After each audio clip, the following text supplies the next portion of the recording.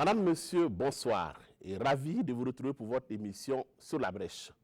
Le député Adama Soso est l'invité de ce dimanche. Homme politique, ancien secrétaire général de l'UPC, l'Union pour le progrès et le changement, Adama Soso est député à l'Assemblée nationale.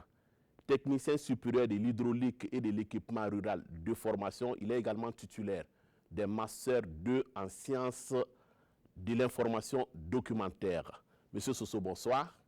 Et merci d'avoir accepté notre invitation. C'est moi qui vous remercie de me trouver devant vous cet après-midi. Vous êtes sur la brèche pour 1 heure d'entretien consacré à l'analyse, aux commentaires et au décryptage de l'actualité nationale et internationale. Mais comme c'est une coutume ici, nous allons nous accorder quelques minutes pour faire plus ample connaissance avec vous, en commençant par vous poser des questions d'ordre plutôt personnel. Vous êtes titulaire donc d'un diplôme de technicien supérieur de l'hydraulique et de l'équipement rural. Ensuite, on constate que vous vous êtes orienté vers, disons, l'information documentaire. Qu'est-ce qui a motivé ce changement-là? Ok, merci. Effectivement, je suis issu des écoles de Letchère, aujourd'hui appelées les DSIE. Et après avoir travaillé pendant 17 ans, bon, j'ai trouvé nécessaire de découvrir une autre filière, surtout dans l'espoir de pouvoir enrichir mon comportement. Et ce qui a le plus été un élément déclencheur, c'est que quand nous voulions en son temps monter des projets, on se rendait compte toujours que soit des projets qui étaient déjà montés, on cherche la documentation, on ne les retrouve plus, ou alors on a besoin d'un certain nombre d'informations qui existaient déjà et qui n'existent plus, et on s'est demandé, mais qu'est-ce qui se passe? Pourquoi est-ce qu'on se retrouve chaque fois en train de refaire les mêmes études pour pratiquement des projets qui se déroulent dans les mêmes conditions? C'est là, bon, en échangeant avec les spécialistes de l'information documentaire, ils m'ont convaincu qu'en réalité, c'est parce que les techniciens, les ingénieurs, pour la plupart dans ce pays, ne lisent pas. On ne s'informe pas. Et de ce fait, il fallait que quelqu'un d'un domaine technique décide de valoriser la fonction des sciences de l'information documentaire qui est jusqu'à présent, je peux le dire, une fonction qui n'est pas véritablement valorisée dans ce pays. Et on s'est dit, pour quelqu'un qui a une formation scientifique, bon, en général qui regarde un peu les documentalistes, bibliothécaires, archivistes, comme si on dit des rats de bibliothèque, comme entre griffes on les appelait, et travailler à pouvoir donc faire comprendre aux gens que c'est un métier comme les autres, et surtout qu'il est même indispensable pour le bon fonctionnement du travail de conception et de réalisation des ouvrages. Voilà ce qui m'a convaincu à un moment donné à aller faire cette formation. Alors, du point de vue politique, vous êtes militant de base de l'ODPMT, l'Organisation pour la démocratie et le progrès mouvement du travail dès 1991. Ensuite, vous migrez donc au CDP. Dites-nous pourquoi est-ce que vous entrez en politique? Bon, mon entrée en politique était vraiment, j'ai envie de dire que c'est depuis le lycée que je me suis intéressé un peu à la chose politique. Mais c'était vraiment dans l'esprit et dans la vision d'apprendre. Alors, j'étais à Dédougou, affecté juste après ma sortie. Et quand il y avait une sortie de Letchère, et il y avait donc une conférence publique qui était animée au niveau d'un lycée là-bas. Je suis parti et bon, en jeune étudiant nouvellement sorti, ben, j'avais envie également de tester un peu mes connaissances. Donc j'ai posé un certain nombre de questions qui ont paru, selon ce que j'ai entendu, assez pertinentes. Et le soir, quand je suis rentré à la maison, j'ai reçu la visite d'un des responsables de l'ODPMT, notamment mon chef de service qui était venu me dire, mais attends, comme il est même appelé jeune frère, nous pensons que tu peux être utile pour nous au sein de l'ODPMT. Bon, j'ai dit que d'abord je n'étais pas très favorable parce que, entre parenthèses, j'étais quand même beaucoup proche de la Révolution. J'ai partagé beaucoup les idéaux de Thomas Sankara. Et pour moi, je ne comprenais pas comment est-ce que je pouvais me retrouver dans ce milieu. Surtout que vous savez bien que c'était juste après l'assassinat de Thomas Sankara, c'était en 1989. Mais bon, il a réussi à discuter avec moi et à me dire non, viens, tu vas apprendre quand même et tu vas comprendre ce qui se passe. C'est ainsi que je suis parti. Et comme on dit, au fil du temps, en discutant, ils m'ont un peu responsabilisé. Et voilà comment est-ce que je me suis engagé dans la politique. Donc vous avez fait l'impasse sur vos convictions sankaristes? Non, je n'ai pas fait l'impasse parce que justement, ce qui m'a convaincu à l'époque, parce que j'avais dit que je n'allais pas aller dans cette logique, mais le camarade en question m'a dit, mais attends, Soso, regarde aujourd'hui tous ceux qui animent l'ODPMT et qui sont passés par le Front populaire. Mais ce sont les mêmes qui étaient au niveau avec Thomas Sankara. Donc ça veut dire que c'est les mêmes idéaux de Thomas Sankara qu'il fallait défendre. Mais seulement, bon, il y avait eu une incompréhension, vous savez, le milieu militaire est un peu difficile. Alors les gens se sont tirés là-dessus, mais en réalité, il n'était pas question de remettre en cause l'idéologie sankariste. Alors donc vous comprenez que très À l'épreuve de la pratique, est-ce que vous direz que la rectification a été un processus d'approfondissement de la révolution démocratique? Justement, c'est après avoir travaillé pendant 2 ou 3 ans dans l'ODPMT qu'à un moment donné, j'avais décidé de me retirer. J'ai fait encore 1 à 2 années sans militer parce que je me suis rendu compte qu'en réalité, ce que je pensais, ce n'était pas ça. Pour moi, véritablement, la révolution avait été un peu avait dévié. Bon, je suis resté et à un moment donné également, c'est des frères du village qui sont venus, comme j'étais dans le domaine de l'hydraulique. Et je faisais le tour dans les villages pour réaliser les puits et forages.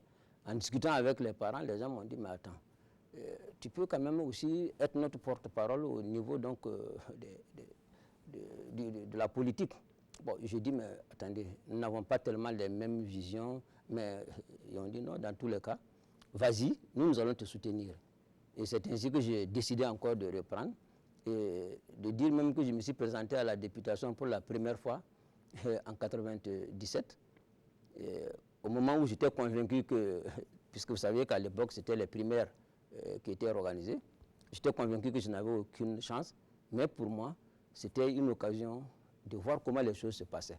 Et donc, véritablement, à un moment donné, quand on a connu avec la jeunesse la ferveur révolutionnaire et qu'on voyait un peu comment les choses étaient en train de se dessiner au niveau donc, de l'ODPMT puis du CDP, bon, véritablement, il y avait quand même des soucis. Alors, en 1997, vous rompez avec le régime, le CDP et le régime Compaoré. Oui. Et pourquoi? Oui, et bon, ça également, c'était justement parce que j'avais, après les élections, j'ai compris qu'en réalité, il n'y avait pas de démocratie. Parce que nous sommes allés aux primaires. Et j'avais la conviction, parce que ce sont des parents, des militants, des communes qui étaient venus me voir pour me dire de me présenter. Et je suis parti, on a fait les primaires, et après je sors avec 0 voix. Alors je sors, je demande aux parents, je dis mais qu'est-ce qui se passe? Vous m'avez dit de venir et puis personne ne m'a voté. Les gens ont dit non, c'est pas possible, Soso. Qu'est-ce qui s'est passé?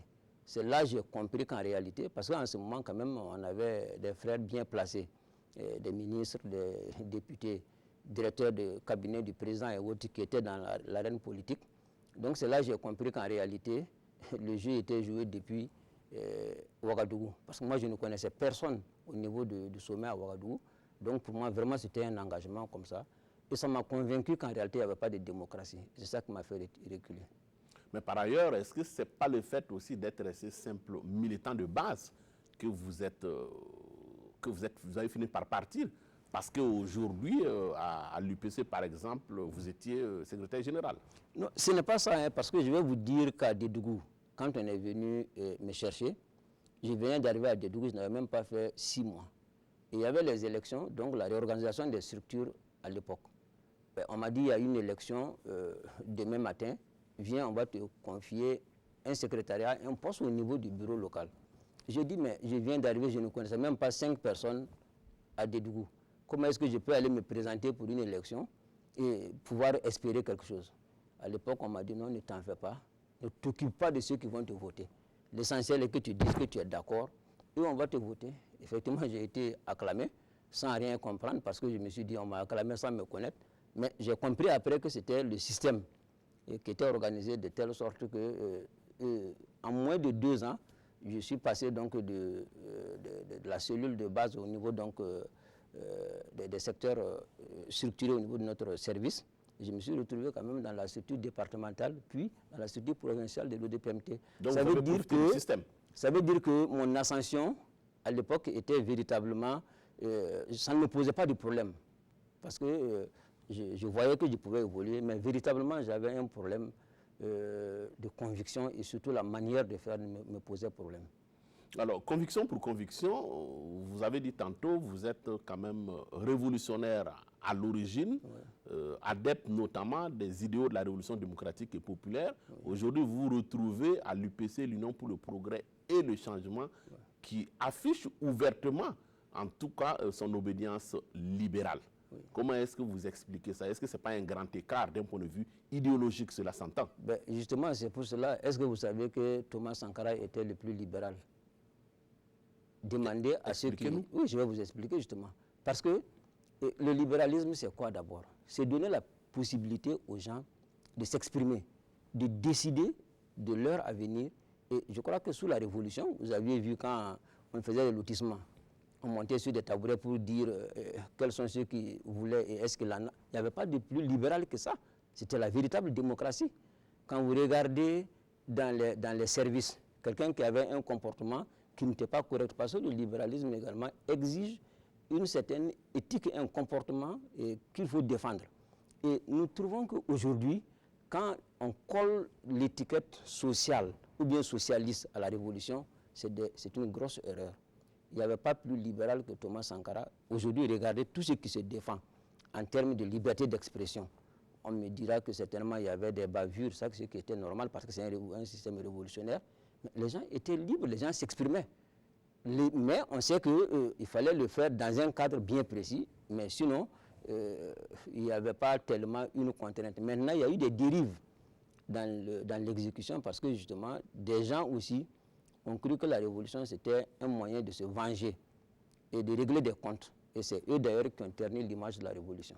D'un point de vue purement idéologique, parlons-en justement de ce libéralisme que vous semblez reconnaître à la Révolution. Oui. Sur l'expression libre des idées, ça se faisait quand même dans un carcan bien précis. Oui. La Révolution démocratique et populaire, quand on n'était pas d'accord avec les idées de la Révolution, on était contre la Révolution. Oui. Et les contre-révolutionnaires devaient être combattus comme tels. Vous n'allez pas nous dire que c'est ça le libéralisme? Non, combattu ne veut pas dire... que c'est normal, même dans tout système. Quand vous n'êtes pas d'accord, nous sommes assis aujourd'hui, nous discutons. Si vous apportez une idée, je dois justement d'abord discuter. Si je ne suis pas d'accord, je combats votre idée. Et combattre votre idée, c'est d'amener des arguments qui amènent... Vous êtes d'accord avec moi qu'à l'époque, nous avons fait beaucoup de réunions. Je participais aux travaux dans certains secteurs et autres, où on donnait la possibilité aux gens de s'exprimer. Mais j'ai dit, comme dans tout système, c'était quand même un système militaire aussi. Donc, il y avait l'homme, Sankara, qui était là, qui avait une vision, qui voulait véritablement développer le pays, et surtout dans le respect de l'engagement, et surtout donc de la liberté que les gens avaient de pouvoir entreprendre, de dire ce qu'ils voulaient. Mais j'ai dit, il était entouré également par des gens qui n'avaient pas la même compréhension, et j'ai dit, c'est ça qui a détourné la révolution de son objectif principal. Sinon, si vous prenez aujourd'hui les discours d'orientation politique, que je continue à feuilleter de temps en temps, vous verrez là-dedans qu'il n'y a rien aujourd'hui qu'on puisse reprocher à la révolution du point de vue de la défense des intérêts des travailleurs, de la défense des intérêts des paysans, et vraiment tout se faisait de manière transparente. Et c'est ce que nous prenons au niveau donc du libéralisme. Nous demandons à ceux que, quand vous avez une idée, que vous ayez la liberté de l'exprimer, quand vous voulez entreprendre, que vous ayez la liberté d'entreprendre, d'investir, et que le résultat de ce que vous allez avoir, puisque c'est vous qui avez investi, puisse vous servir également à la société. C'est là le volet social que nous disons, puisque nous ne sommes pas des libéralistes, comme certains le disent, puisqu'il y a quand même des courants, nous prenons le libéralisme social. Mais d'un point de vue des politiques économiques, parlons-en. Oui. Je crois savoir quand même que la démocratie populaire telle que prônée par la révolution démocratique et populaire entendait une présence très forte ou très accrue de l'État en tant que gouvernail pour gérer l'ensemble des secteurs d'activité. Aujourd'hui, vous êtes dans un mouvement qui a mis quelque part le rôle de l'État par rapport à la conduite de la gouvernance. Non, nous n'avons jamais, nous ne nions pas le rôle de l'État. Nous disons au contraire que pour que le privé, par exemple, puisse se développer, il faut un État fort. Et aujourd'hui, vous voyez, c'est ce qui se pose dans notre pays. Nous avons des privés, un privé qui se développe, mais un État qui est presque inexistant. Alors, le rôle de l'État, c'est quoi? C'est de pouvoir d'abord donc imprimer une certaine volonté et une vision du développement. Et maintenant, demander au secteur privé de travailler à ce que justement donc, les projets, les programmes, ils puissent contribuer à les réaliser. Mais ça nécessite également que l'État lui-même ait les moyens de contrôler ce que le privé fait. Si aujourd'hui vous demandez aux gens, je prends un exemple, à des privés d'aller réaliser une route, et que vous-même, en tant qu'État, vous n'aviez pas la capacité, ou bien même la volonté d'aller voir cette route et de dire que, par exemple, par rapport à ceci ou cela, la couche là, ou bien la quantité d'eau, le dosage, et ceci, cela n'est pas bon, vous laissez les privés faire ce qu'ils veulent. Donc, dans le libéralisme, nous insistons sur le rôle de l'État, mais l'État n'est pas là justement comme on l'avait perçu depuis longtemps, où c'était l'État-providence. Tout ce qui était sorti de notre génération, la première préoccupation c'est d'avoir un concours et d'avoir un emploi au niveau de l'État. Mais nous avons dit que ce n'est pas ça qui développe le pays. Voilà. Mais on se dit que dans toute situation, il faut que l'État ait son rôle, et son rôle là c'est justement de contrôler et d'imprimer une certaine volonté au développement. Alors, d'un point de vue politique, ce qui était prôné également par la révolution démocratique et populaire tendait au point de vue purement idéologique à faire un peu en sorte que la doctrine qui était prônée faisait en sorte que il y ait une sorte d'égalité des chances pour l'ensemble des Burkinabés et qu'il y ait également une certaine forme de collectivité d'un point de vue des moyens de production. Est-ce que vous reconnaissez en cela? Non, mais vous savez, vous avez dit tout à l'heure qu'il faut qu'il y ait une égalité des chances. Mais c'est ça qu'il faut. Il faut qu'il y ait également une égalité des chances pour que, si vous voulez entreprendre, qu'on ne vous oblige pas à entreprendre dans un sens que vous ne voulez pas. Ou bien alors qu'on crée des conditions de sorte que vous ne puissiez pas entreprendre et que ce soit moi seul qui puisse faire les choses. C'est ce que nous avions dit qui n'est pas bien. Mais si on donne l'occasion, la possibilité à tout le monde, l'essentiel est que ce que vous voulez faire s'inscrive dans l'intérêt, parce que c'est ça qui est le plus important. Qu'est-ce que nous faisons et quel est le but final? Si nous devons travailler et justement uniquement avoir des richesses pour nous, notre famille et nos enfants, sans tenir compte du reste de la population, je pense que ça, ce n'est pas normal. Mais tout ce que nous posons comme acte, nous devons le faire dans l'esprit que ça puisse profiter à une large majorité du peuple. Alors, sans transition, je voudrais qu'on entre de plein pied sur les questions d'actualité. Votre parti, l'UPC, vient de terminer son deuxième congrès ordinaire et c'est la transition donc pour aborder cette question d'actualité. Un congrès sur fond de dissidence de 13 députés tout de même. Je fais référence au groupe UPC RD à l'Assemblée nationale. 13 sur 33, ça fait quand même un peu plus du tiers de vos élus nationaux. Au-delà de l'image du palais de sport qui est rempli comme un œuf, est-ce que dans les faits, l'UPC ne sort pas quelque peu affaibli de ce congrès? Et justement, c'est aujourd'hui, avant la clôture, peut-être que vos camarades vos collègues qui étaient dans la salle ont dû s'apercevoir qu'en réalité, l'UPC n'a aucun problème aujourd'hui en termes de mobilisation ou en termes de représentativité. C'est vrai que quand vous travaillez, vous avez 33 députés. Cheminant, vous voyez qu'il y a 13 qui décident de partir. D'abord, je dis qu'ils ne sont pas partis parce qu'ils ont toujours réclamé qu'ils n'ont pas quitté l'UPC. C'est ce qu'ils disent. Alors donc, nous disons que, mais quand même pour nous, nous pensons qu'ils sont sur le chemin de pouvoir partir. Peut-être qu'ils cherchent, qu'ils veulent qu'on leur facilite le travail. Mais en réalité, nous savons qu'il y a un problème. Mais pour nous, ce qui est le plus important, ce n'est pas l'individu, mais c'est la base. Si aujourd'hui, vous êtes un député, vous décidez de claquer la porte à un parti politique, et que toute votre base décide de vous suivre, alors là, le parti a des problèmes. Mais si vous partez, et que le lendemain, votre base sort pour dire que la décision que vous avez eu à prendre n'engage que vous et que vous n'êtes que seul responsable. Eux, ils restent dans la famille. Ben, nous, on se dit qu'il n'y a pas de problème. Parce que nous disons que c'est vrai, on porte un titre de député, mais on a une seule voix. Le député ne vote pas 2 ou 3 fois, il vote une seule fois comme les autres. Donc, il ne demeure pas moins que dans notre sociologie politique, les gens votent aussi pour leurs parents, ils votent pour les gens qu'ils connaissent. Oui, quand on dit Lona Charles Ouattara, on dit Daouda Semboro, on dit par exemple Élisée Kemdé, qu'on le veuille ou non, ça a été des poids lourds. Ben, vous savez, toute chose a une histoire. il y a certains de ses camarades, vous avez pris Daouda Simoro, ce n'est pas sa première fois de se présenter à l'élection au niveau donc, de l'UPC, demandez quel score il a pu faire. Et aujourd'hui, c'est parce que bon, on n'est pas là pour ça. Si je vous sors les résultats, vous vous rendrez compte qu'en réalité, beaucoup sont passés également députés à cause du logo UPC. Ils se seraient présentés dans d'autres au niveau d'autres formations politiques. Je ne suis pas sûr même qu'ils aient des conseillers. La preuve est que quand on est reparti, et pour nous, c'est ça qui est important, quand on est parti aux élections municipales, demandez, par exemple, à Daouda Simboro combien de conseillers il a eu dans son propre village. Alors, je dis quand on est incapable d'avoir un conseiller dans son propre village, et qu'on se dit qu'on est leader, on est député, c'est qu'il y a quand même quelque part des gens qui ont permis que vous soyez. Donc vous devez comprendre que ce n'est pas vous. Voilà. Moi, si je suis aujourd'hui député, s'il y a une élection, je vais dans mon village. Si dans le village, je n'ai pas de conseiller, le lendemain, je remets en jeu mon mandat de député parce que je me dis qu'il y a un problème. Il y a un problème. Ça veut dire que je n'ai pas de base. Donc je dis que c'est des réalités.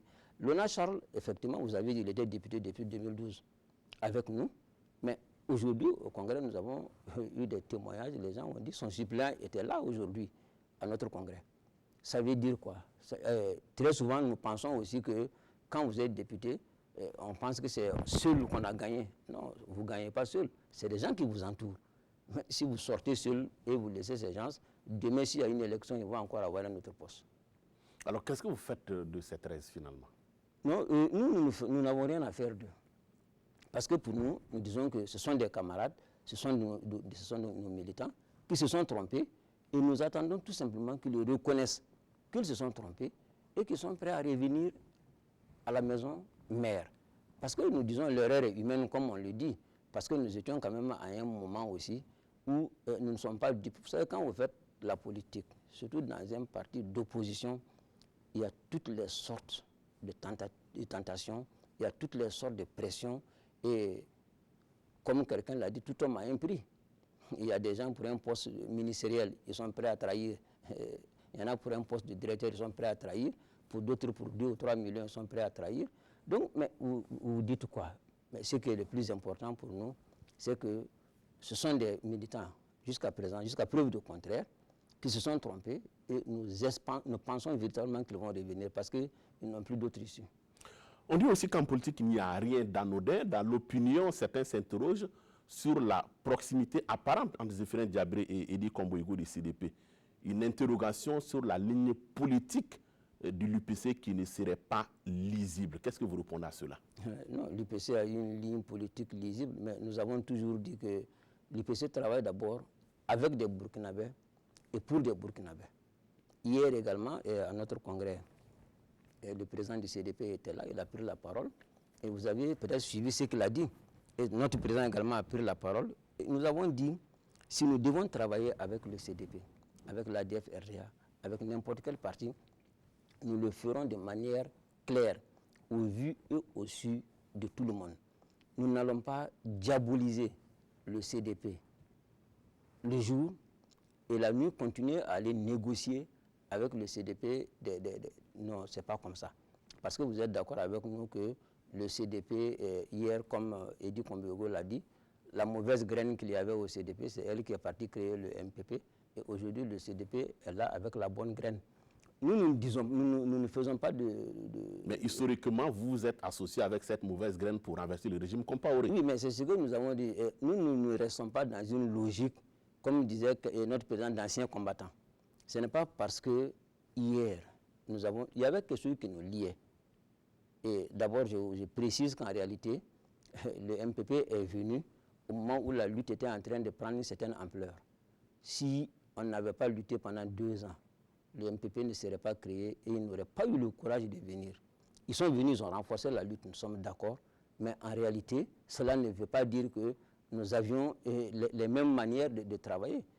La preuve est que vous aviez vu, pendant que nous travaillons de manière républicaine, en travaillant dans le grand jour, comme on dit, et ils étaient en train de monter des complots pour pouvoir brûler des maisons et puis aller casser des boutiques et autres, puisqu'ils ont dit qu'ils ont préparé l'insurrection.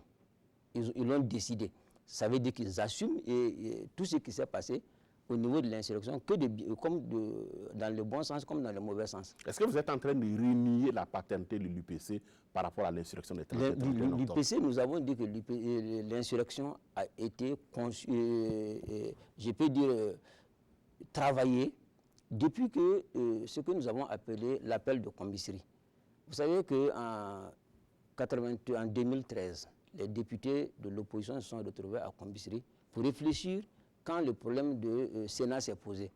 Et c'est là-bas que les députés de l'UPC et ensuite du PJRN, donc l'opposition en son temps, nous avions dit qu'attention, il y a un danger. Et nous avions décidé que si le projet de loi venait à l'Assemblée, nous devions nous lever pour sortir et dire que nous n'étions pas d'accord.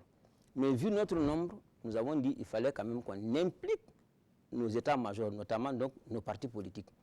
Et c'est là, après Combisserie, nous avons lancé un appel où nous avons demandé à toute l'opposition de s'unir avec nous pour qu'on bloque. Parce que nous avions compris que le Sénat, c'était juste un passage pour pouvoir atteindre la modification de l'article 37. Et nous avons voulu bloquer. Et je dis Dieu merci, nous avons réussi. Parce que tout le monde a su que le Sénat n'a jamais été installé au Burkina Faso, malgré des élections, je peux dire qu'il y avait des sénatoriales qui ont eu lieu d'une manière un peu calamiteuse.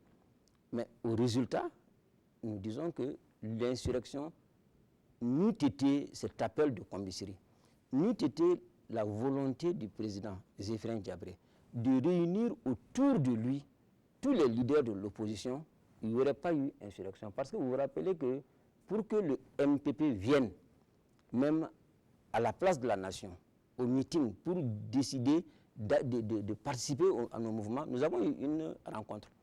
Et je vais vous dire une chose, ceux qui sont assis aujourd'hui avec le MPP, à commencer par exemple par l'UNIR PS, puisque vous aviez dit qu'il faut être franc dans le débat, c'est eux qui nous avaient dit qu'il ne faut pas accepter le MPP, parce que c'est des gens qui ne sont pas bons. On connaît, ils ont fait ceci, ils ont fait cela.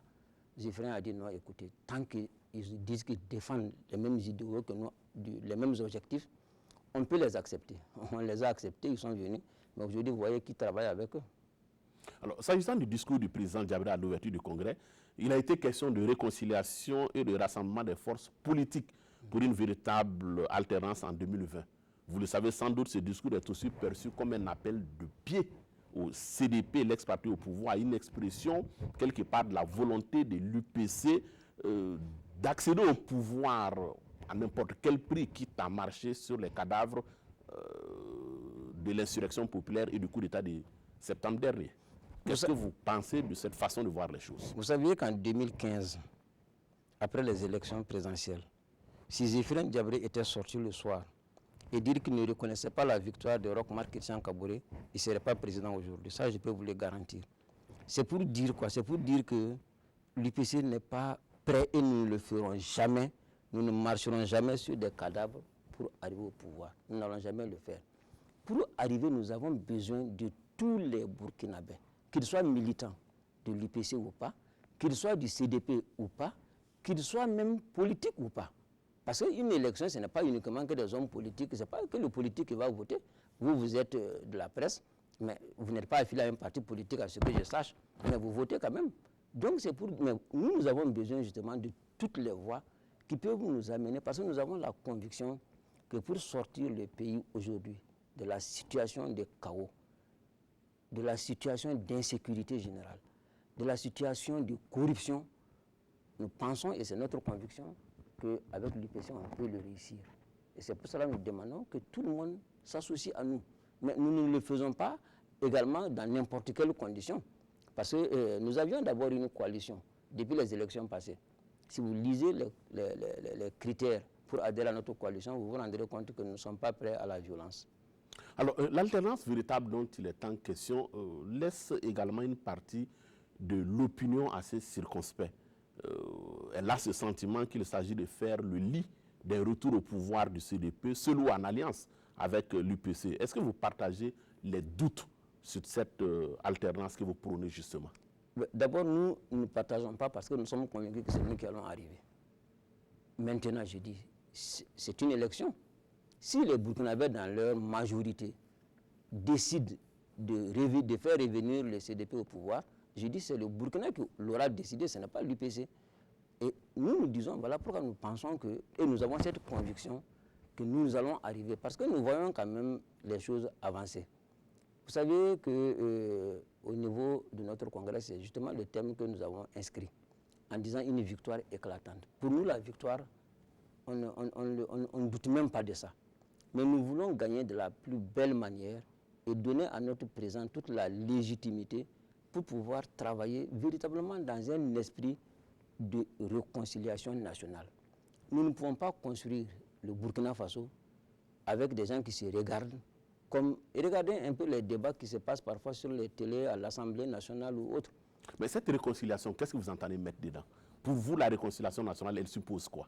Elle suppose d'abord donc les faits et gestes qui ont eu lieu depuis un certain nombre de temps puissent être d'abord donc dits. Et s'il y a des jugements, il faut les juger. Donc c'est pour cela que nous avons dit qu'il faut véritablement qu'il y ait la justice. On ne peut pas faire la réconciliation sur le faux. Ce n'est pas possible.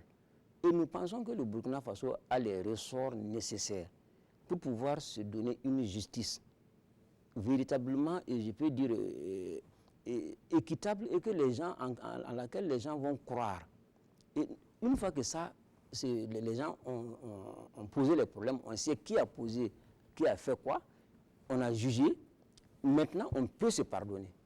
Et maintenant, une fois qu'on se pardonne, ça veut dire qu'on est sur la voie de cette réconciliation. Mais nous ne disons pas d'oublier, de ne pas faire... Non, non, non, nous insistons sur une justice, que tout ce qui s'est passé depuis des années et des années, il y ait la vérité, il y ait la justice. Alors, la fraction du CDP avec laquelle vous flirtez aujourd'hui, celle qui est restée, a quand même, d'un point de vue de l'évolution socio-politique de notre pays, défendu la modification de l'article 37. Oui. Aujourd'hui, vous étiez vent debout contre cette modification, oui, et vous les avez combattus. Aujourd'hui, expliquez-nous de façon concrète comment est-ce que vous vous retrouvez sur les mêmes positions. Non, d'abord, quand vous dites nous retrouvons sur les mêmes positions, il faut d'abord comprendre ce que l'esprit du CEFOP. L'esprit du CEFOP, quand la loi a été votée, c'est justement pour permettre à tous ceux qui ne sont pas affiliés à l'État, au pouvoir en place, de pouvoir créer également un cadre unique, et ça facilite le dialogue. Vous vous imaginez aujourd'hui que s'il n'y avait pas le CEFOP et qu'il y a une situation, le président Roch va appeler l'UPC, va appeler le CDP, la DEF par-ci par-là, naturellement au finish, avec la centaine de partis qu'il y a au Burkina Faso, on ne sortirait vraiment pas un résultat concret.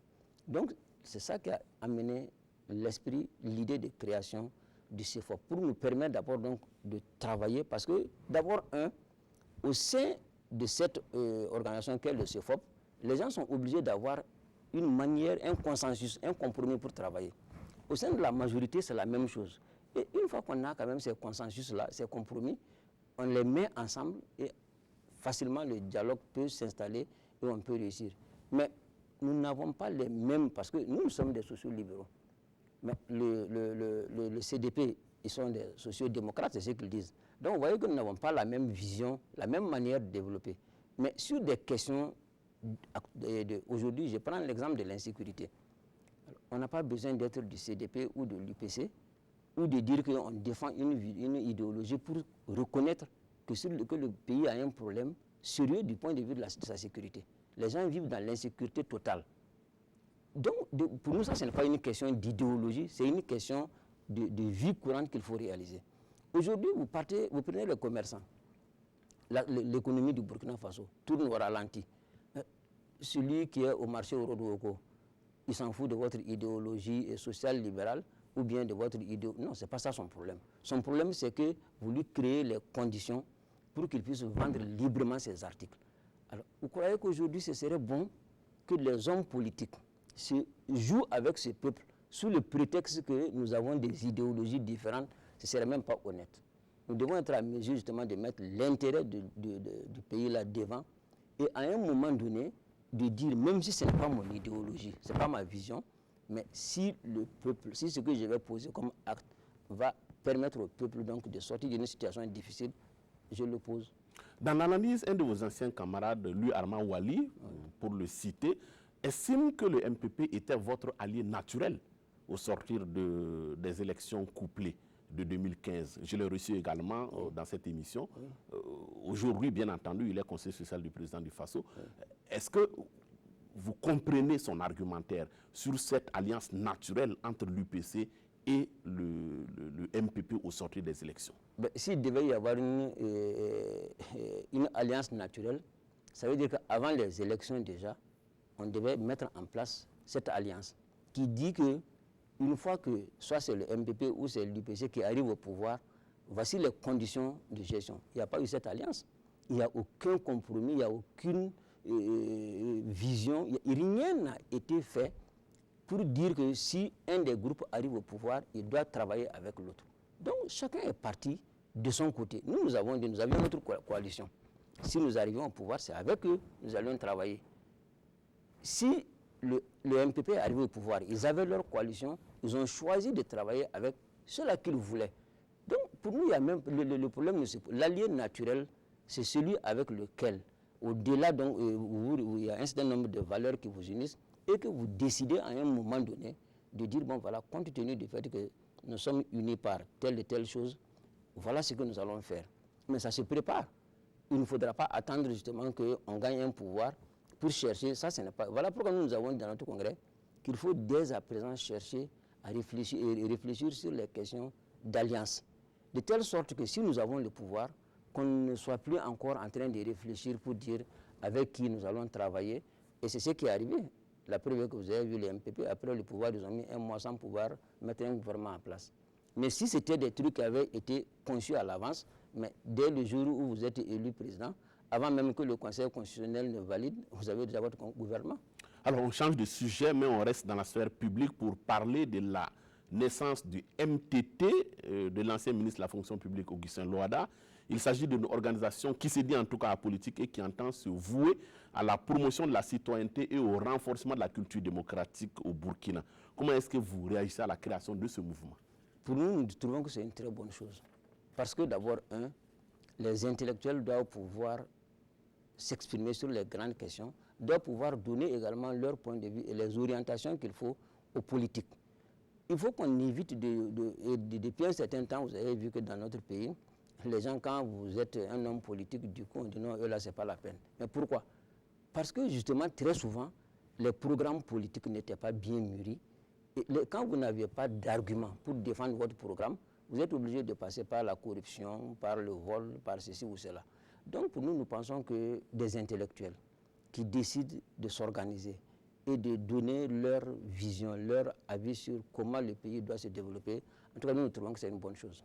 Alors, MTT, qui signifie le chemin de la citoyenneté, est aussi vu comme un chemin que l'UPC est susceptible, en tout cas, d'emprunter dans sa marche vers la présidentielle de 2020, en dépit des dénonciations du professeur Loada sur la proximité supposée du MTT avec une quelconque formation politique. Ceux qui défendent notamment cette thèse rappellent son rôle en tant que géniteur du MPP au sein notamment du FOCAL, le Forum des citoyens pour l'alternance, qui a débouché, on le sait, sur la création de l'UPC à l'époque. Oui, mais justement, aujourd'hui, qu'est-ce qui prouve que cette organisation ne va pas déboucher à la création d'un autre parti politique qui n'est pas l'UPC? On ne sait pas. Donc nous ne pouvons pas, à partir du moment où des intellectuels se réunissent, ou bien parce qu'à un moment donné, quelqu'un a pensé comme eux, et ils ont travaillé, parce que disons-nous qu'aujourd'hui, si on devait aller dans cette logique, le MPP ne serait pas né. Tous ceux qui sont au MPP là viennent d'où? Ils viennent tous du CDP.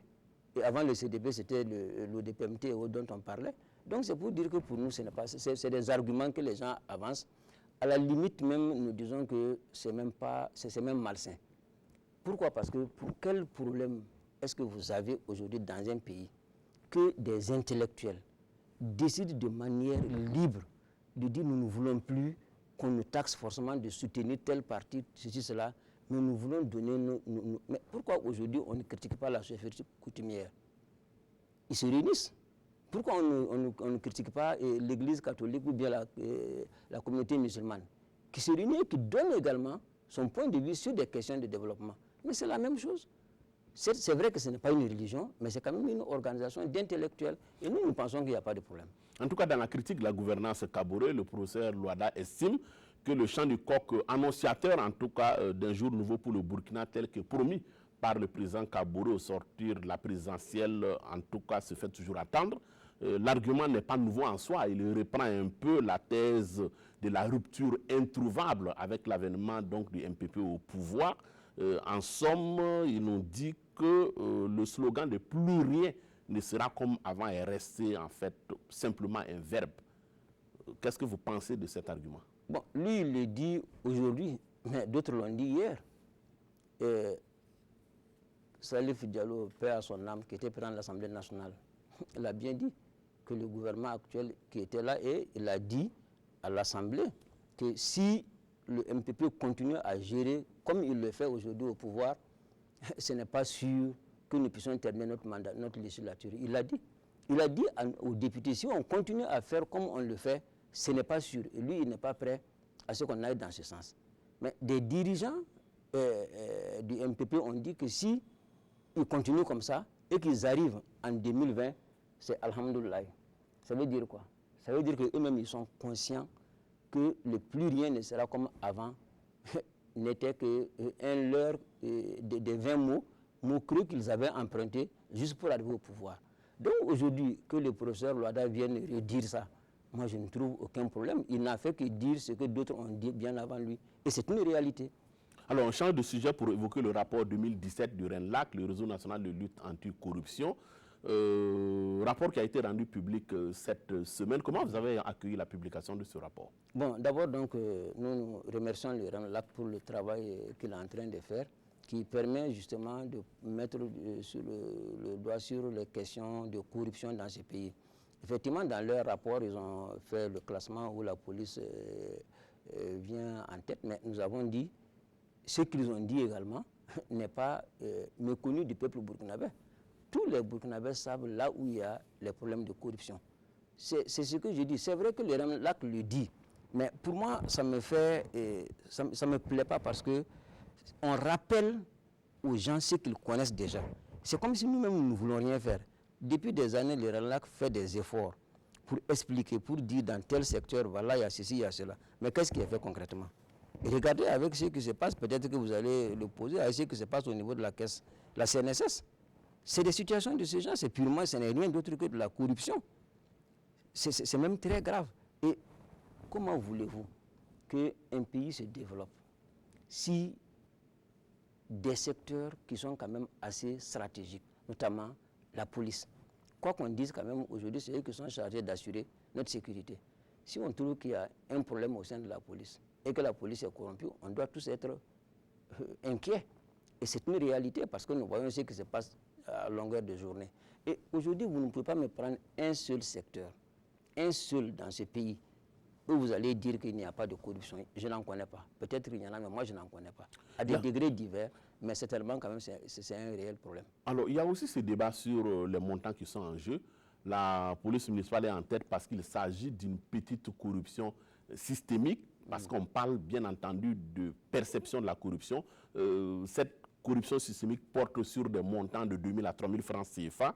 Il y a la grande corruption, celle qui porte sur les marchés publics, sur le bâtiment et les travaux publics, et des secteurs dans lesquels les sommes en jeu sont évaluées en dizaines de millions, sinon même en milliards de francs CFA. Est-ce que vous estimez également que présenter de cette façon, cela peut être perçu comme une certaine forme d'insuffisance de ce rapport? Moi, j'aurais souhaité justement que le RENLAC, au-delà, donc, c'est vrai, le travail qu'ils font est très bien, mais s'intéresse essentiellement dans l'année à des domaines bien précis. Je prends l'exemple, le secteur des mines aujourd'hui. Tout le monde sait ce qu'il y a là-dedans. Moi, j'aurais souhaité, par exemple, que le RENLAC décide l'année prochaine, nous n'allons enquêter que dans le domaine des mines. Nous allons sortir les éléments de corruption. Vous verrez qu'en réalité, c'est ça qui va nous permettre d'avancer. Sinon, ce qu'ils font aujourd'hui, c'est bien, mais quand c'est lancé, comme vous aviez dit, c'est la petite corruption, on attrape la moto, quelqu'un brûle le feu, bon, il négocie pour 500 francs, il passe. Ce n'est pas ça qui va nous faire évoluer. Alors que nous savons que des marchés sont attribués et mal réalisés, tout simplement parce que entre le commerçant ou bien entre l'entrepreneur et celui qui a donné le marché, c'est des dizaines de millions qui sont partis, mais c'est là-bas qu'il faut aller s'attaquer. Mais je dis, en travaillant uniquement sur la base de la perception, C'est vrai, ils font, parce qu'il faut reconnaître aussi que le RENLAC, ce n'est pas l'autorité de lutte contre la corruption. Ils n'ont pas tous les moyens nécessaires pour faire leur travail. Peut-être c'est ça qui les amène aussi à se limiter à la petite corruption. Je pense qu'il faudrait qu'ils travaillent beaucoup plus à spécialiser et à décider de prendre des domaines dans lesquels ils vont s'investir une année entière, ou bien en tout cas pendant un temps bien précis, et faire comme les rapports que nous faisons à l'Assemblée nationale, les rapports d'enquête. Vous voyez? Alors, l'actualité, c'est également l'élection de Mathias Tankwano à la tête du CSC, le Conseil supérieur de la communication, avocat, magistrat de carrière d'abord. Mathias Tankwano était également conseiller spécial du président du FASO. Comment vous avez accueilli cette élection de Mathias Tankwano, désignation par consensus, nous dit-on? Mais justement, parce que avant de demander comment est-ce que nous apprécions, rappelez-vous d'abord qu'au niveau du projet de loi, sinon du vote de la loi au niveau de l'Assemblée nationale, nous avions émis beaucoup de réserves par rapport justement au fonctionnement du CSC. Nous avions pensé qu'à un moment donné, il fallait aller dans un autre sens. Nous avons développé ce que nous avions pensé comme étant permettre à cette structure de désigner en son sein de manière la plus démocratique et surtout en tenant compte des compétences. Parce que ça ne sert à rien d'imposer à des adultes, à des intellectuels, et quelqu'un, s'ils ne veulent pas travailler avec la personne, bon, certainement vous l'aurez nommé, vous l'aurez mis là-bas, mais vous n'attendrez aucun résultat puisque vous n'allez pas l'avoir. Mais je dis aussi, les gens ne s'attendent pas à des résultats en travaillant de la sorte. Donc pour nous, ce n'est pas tellement le problème d'abord de la nomination de Mathias Tankwano. Il ne s'agit pas d'une nomination, oui, c'est le collège électoral. Vous savez justement, je dis nomination, je sais pourquoi je dis. Parce qu'aujourd'hui, vous avez dit tout à l'heure, vous êtes de la presse. Si on vous donnait aujourd'hui la possibilité de réformer le CSC, vous pensez que Mathias Tankwano pourrait passer comme président? Peut-être même qu'il ne serait pas membre. Je dis bien peut-être qu'il ne serait même pas membre. Donc c'est par là qu'il faut commencer. Si déjà les textes qui fondent la chose ne sont pas bien taillés, ou bien sont taillés sur mesure, ne soyez pas surpris qu'un jour on m'amène pour diriger le CSC alors que je ne sais même pas comment un journal se prépare. En tout cas, des confrères ont aussi évoqué la candidature du docteur Victor Sanou, juriste, expert en communication au CAPES, le Centre d'analyse des politiques économiques et sociales, et anciennement journaliste aux éditions Sidoya, puis conseiller au CSC, le Conseil supérieur de la communication. Une candidature jugée plus proche du monde des médias et de la communication que celle du nouveau président Tankwano. De là à penser que Mathias Tankwano part justement avec un handicap de n'être pas du monde de la communication, certains franchissent le pas. Est-ce que vous pensez que c'est un inconvénient ou un avantage pour lui? Moi, je dis que d'abord, on n'attend rien du CSC. En tout cas, ceux qui sont au pouvoir aujourd'hui. D'abord avec la mouture, la manière dont le CSC... Nous avons condamné, là, nous avons refusé d'apporter notre caution au projet de loi quand ça servait à l'Assemblée nationale. Parce que nous avions eu à rencontrer justement donc, vos camarades de la presse qui nous ont expliqué comment les choses devaient se faire. Et nous sommes d'accord. C'est pour cela que je dis, aujourd'hui, ne soyez pas étonnés ou ne faites pas semblant d'attendre des résultats alors que vous êtes convaincus que vous ne pourrez rien avoir. Il faut qu'on soit honnête. Maintenant, si pour des questions politiques, le pouvoir pense que on peut mettre des gens pour justement donc, gérer comme on veut, et qu'on les laisse faire, moi je dis que ça ne me pose pas de problème particulier si les autres sont d'accord, surtout si les spécialistes eux-mêmes sont d'accord. Mais sinon, pour moi, je dis je n'attends rien de cette nomination. D'accord. Alors, on change de sujet et on va à l'international. Hors de chez nous, je voudrais d'abord que l'on se rende au Mali, voisin, où le président Ibeka est en liste pour la course, en tout cas à son propre fauteuil, au palais de Koulouba, face à 23 autres candidats. Comment est-ce que vous analysez cette compétition électorale qui est en pleine campagne pour le moment? Bon, d'abord, je dis que ce qui me fait un peu mal, c'est que la plupart de nos dirigeants ne connaissent pas les souffrances de leur peuple. Je crois que si au Mali, les gens étaient conscients de cet état de fait, on n'aurait pas tous ces candidats. Et particulièrement, je crois que le président Ibeka aurait choisi aujourd'hui, de mon point de vue, de dire, bon, j'ai fait ce que je pouvais, je me retire. Parce que, comment est-ce que Ibeka est arrivé au pouvoir? il y avait un problème sécuritaire. Et les gens ont dit, nous avions besoin de quelqu'un qui allait venir sortir le Mali de cette situation. Vous vous rappelez de ce que Ibeka a dit? Je ne négocierai pas avec les terroristes. Je ne négocierai pas avec les attaquants. Je défendrai, je donnerai au Mali toute son intégrité territoriale et autres. Aujourd'hui, où est-ce qu'on en est? Je dis, il a fait ce qu'il pouvait faire. Il a fait ce qu'il pouvait faire. Mais à un moment donné aussi, je pense qu'il faut donner la possibilité à d'autres, même si c'est dans son propre camp, à d'autres également d'essayer. Mais je dis franchement, malheureusement aussi, hein, je dis malheureusement, je le dis en âme et conscience, peut-être que les choses peuvent se dérouler autrement, mais en tout cas, moi je n'étais pas très content de le revoir sur la liste. Alors, en RD Congo, c'est le discours du président Joseph Kabila sur la situation de la nation qui retient l'attention, un discours justement dans lequel il n'a rien dit. C'est une analyse. En tout cas, rien sur ses intentions par rapport à la présidentielle du 23 décembre prochain, à laquelle la constitution congolaise lui interdit, en principe en tout cas, de prendre part. Quel commentaire vous inspire cette sortie du président Kabila?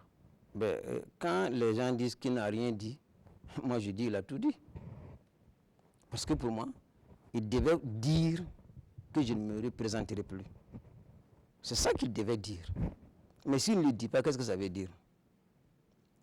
D'autant plus qu'il sait très bien qu'il ne doit pas le faire. C'est-à-dire qu'il ne faut pas que les gens, la communauté internationale, très souvent les gens, on se fait leurrer, on écoute, on n'est pas franc envers nous-mêmes. Joseph Kabila va se présenter si le peuple congolais ne lui barre pas la route. Parce que je dis lui barrer la route parce que moi je ne soutiens pas sa candidature. Parce que nous sommes contre toute forme de caporalisation, de prendre le pouvoir, de s'imposer par la violence. Non, nous n'aimons pas ça. Nous préférons que le peuple ait la liberté de s'exprimer et de désigner qui il veut. Ça c'est un. De deux, nous disons également que quand les textes sont là, il faut pouvoir les appliquer. On a compris que depuis un certain temps, ils avaient commencé par parler d'abord de leur système de glissement, que vous avez bien suivi, tout le monde sait très bien comment les choses sont passées là-bas, de telle sorte qu'à un moment donné, les gens se disaient, ah, est-ce qu'il ne va pas faire le glissement? Mais il a très bien glissé. Tout le monde a vu et personne n'a dit mot, même si l'opposition et autres est en train de se battre là-bas pour... mais non, je crois qu'aujourd'hui, Joseph Kabila a fait un discours et il a été clair. Maintenant, ceux qui veulent comprendre, comprennent. Ceux qui ne veulent pas également, qu'ils fassent semblant de ne pas comprendre. Mais en tout cas, moi, ce que j'ai compris dans son discours, il va se représenter. Alors, vous avez parlé tantôt de la communauté internationale. Le président Kabila a dit également au cours de cette allocution que le Congo ne donnait pas de leçons et qu'il n'entendait pas non plus recevoir des leçons de la part de qui que ce soit. Vous savez, quand on dit ça, on agit. Aujourd'hui, vous ne pouvez pas venir vous asseoir pour dire que vous ne donnez pas de leçons. Vous pouvez ne pas en donner. Dire que vous ne recevez pas, alors que tout le monde sait en réalité également que vous n'avez pas les coups de franche pour faire. Vous voyez, la force d'un pays, d'un dirigeant, c'est qui d'abord? C'est son peuple. Si le peuple est d'accord avec vous, vous avez été élu de manière démocratique, tout le monde, si vous voulez, vous sortez, vous marchez, vous dites ce que vous voulez, vous dites, personne ne peut m'imposer, le peuple est d'accord avec vous. Mais déjà à l'interne, le peuple n'est pas d'accord avec vous. Ceux qui vous maintiennent au pouvoir sont dehors. Et vous dites qu'on ne vous impose pas quelque chose. Je trouve que ce n'est pas honnête. Ce n'est pas honnête. Mais c'est des moyens, tout simplement, c'est des manières. On a vu beaucoup de chefs d'État qui ont dit la même chose. Mais nous savons, pour la plupart également, quels sont les enjeux économiques. Parce que tous ces chefs d'État ne sont pas libres de leur mouvement. Parce que justement, ils se sont vendus dès le début. Mais une fois qu'on a la conscience de son peuple, on n'a plus de problème. Ça, c'est un. De deux, quand on vient au pouvoir également dans l'espoir de travailler uniquement pour le développement du pays, on n'a aucune crainte. Si aujourd'hui, moi, je dois arriver au pouvoir et que mon seul souci, c'est de travailler, si demain, les gens ne veulent pas, on me dit de partir, je m'en vais. Ça pose quoi comme problème? Mais si l'intention en venant est d'abord donc de dire, par exemple, avant d'arriver d'abord, c'est des gens qui t'ont dit, bon, nous, on te met là-bas parce qu'on veut que tu fasses ceci, cela. Vous acceptez. Quand vous arrivez, vous n'avez plus de point de vue. C'est eux qui décident. Alors, en Côte d'Ivoire, les propos du président Ouattara sont différents, mais la problématique reste la même. c'est la succession d'Alassane Ouattara à la tête du pays.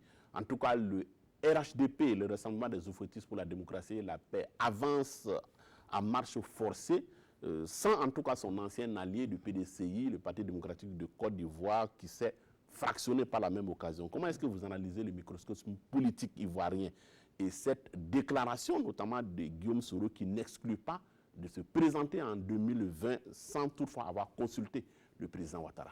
Oui, mais justement parce que c'est la question des alliances, mais quand elles sont mal négociées, on arrive dans cette situation. Comment est-ce que le RHDP a été créé en Côte d'Ivoire? Il y avait une volonté affichée de pouvoir prendre le pouvoir et de les gérer ensemble. Mais dans quel délai il fallait le faire? Est-ce que le RHDP avait posé ce problème? Et de deux, quand vous décidez de prendre le pouvoir, une fois en coalition, vous gérez, et en mettant en tête que dans 10 ans, parce que c'est des projets à long terme, si c'est une question qu'on règle en 2 ou 3 ans, bon, vous dites non, à la fin, dans 3 ans, voilà ce que je peux faire. Mais dans 10 ans, vous travaillez avec des gens qui sont dans votre parti, qui grandissent, qui mûrissent et qui ont des ambitions. Mais ne croyez pas que ce que vous allez leur dire aujourd'hui, 10 ans après, ils vont l'accepter facilement.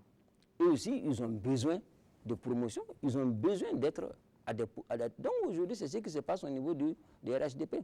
Au niveau du RDL, les gens ont accepté à un moment donné de rester un peu dans l'ombre, mais ils estiment aujourd'hui qu'ils sont assez mûrs, assez capables également de sortir, mais on leur dit non, il y a une alliance qui fait... Non, je pense que ça pose un problème. Alors, devant ses partisans, en tout cas, Ouattara, après avoir rappelé que Macron a 40 ans, que le Premier ministre autrichien en a 31 et le Premier ministre belge 38, a dû vouloir œuvrer pour une alternance générationnelle en 2020. Le chef d'État ivoirien dit en tout cas avoir pris la mesure des changements qui interviennent dans le monde aujourd'hui. Est-ce qu'il faut accorder, disons, est-ce que vous le suivez dans cette démarche-là? Bon, moi, ma conviction est que Alassane ne se présentera plus. Peut-être je peux me tromper. Mais vous savez que nous sommes en politique. Il a des difficultés, ça tout le monde le sait. Vous avez vu un bout de temps, il y avait des difficultés pour la gestion même du RDR. Le président de l'Assemblée nationale était hors du pays pendant un long séjour. Mais aujourd'hui, il a besoin, c'est comme on dit, il faut qu'il recentre les choses. Pour faire comprendre aux gens, attention, c'est mon analyse. Bon, faites attention parce que moi aussi, je suis toujours là. Ça veut dire que si vous continuez, ben, je vais rester. Je pense que c'est comme ça. Alors, on arrive presque au terme de cette émission. Dernière question, on revient sur votre parti, l'UPC. Vous êtes sorti de ce congrès-là après votre poste de secrétaire général. Vous êtes aujourd'hui deuxième vice-président. On fait le constat que l'UPC aujourd'hui a une dizaine de vice-présidents. Ça ne fait pas beaucoup? Et non, nous avons plus d'une dizaine parce que d'abord, donc, pour nous, nous avons pensé que au niveau d'abord, parce que nous avons 2 types de vice-présidents. Nous avons des vice-présidents thématiques et nous avons des vice-présidents régionaux. Dans notre organisation, nous aurons 13 vice-présidents, c'est-à-dire chaque région aura un vice-président. Et c'est tout à fait normal puisque nous avions déjà dans nos textes la création des fédérations au niveau donc, des régions. Donc tout simplement, c'est une question de terminologie. Donc pour nous, ça ne nous pose pas de problème. Et l'essentiel pour nous, c'est que ces vice-présidents puissent véritablement travailler à faire rayonner le parti dans leur région. C'est tout. Merci, député Soso, d'être passé sur ce plateau. C'est moi qui vous dis merci. Madame, Monsieur, c'est la fin de cette émission. Merci à vous de nous avoir suivis. Je vous retrouve dimanche prochain, toujours en direct sur la RTB avec un autre invité sur la brèche. Bonsoir.